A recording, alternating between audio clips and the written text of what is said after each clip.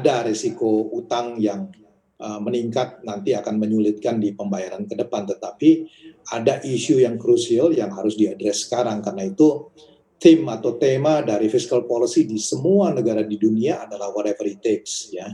Jadi kita nggak bisa kemudian bilang, wah ini isunya adalah nanti kalau utangnya naik gimana, kemudian akibatnya kita biarkan ekonomi kolaps, orang meninggal gitu. Jadi karena itu negara yang paling konservatif di dalam fiscal policy termasuk Australia itu melakukan defisit APBN terhadap GDP-nya 10%, Singapura itu 10% gitu.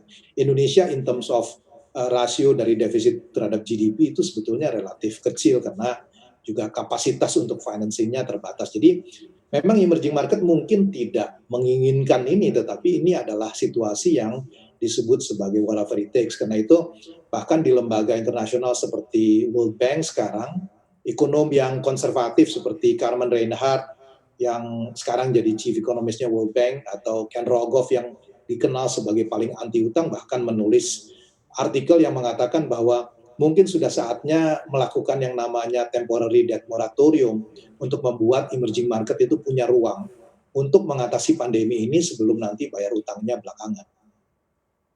Apakah Anda melihat risiko yang diungkapkan seandainya terjadi krisis utang di Eropa kembali setelah 9 tahun yang lalu terjadi, ini imbasnya juga akan bisa global seperti itu, Pak? Tentu kekhawatiran ini terjadi, tapi we are talking about lesser of two evils, ya. Ada dua kondisi yang tidak menyenangkan, maka kita harus memilih yang relatif sedikit tidak menyenangkan dibanding yang lain gitu. Jadi kalau saya melihat, jadi persoalannya adalah apakah ini akan menyulitkan pembayaran? Saya kembali lagi kepada konsep, ya. Saya ambil contoh begini deh. Kalau kita punya utang kita akan bertambah itu sesuai dengan bunga yang harus kita bayar, kan. Jadi kalau saya utang 100, bunganya 10%, utang saya akan jadi 110. Ya kira-kira gitu ya. Tapi kalau pendapatan saya naiknya 20%, akibat dari utang yang 100 itu, saya dapat tambahan 20. 10 saya bisa gunakan untuk bayar bunga utang, 10 saya gunakan untuk additional income saya.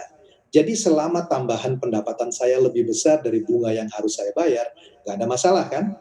Nah, Pak, dengan Indonesia konsep ada peluang ini itu, kemudian Pak.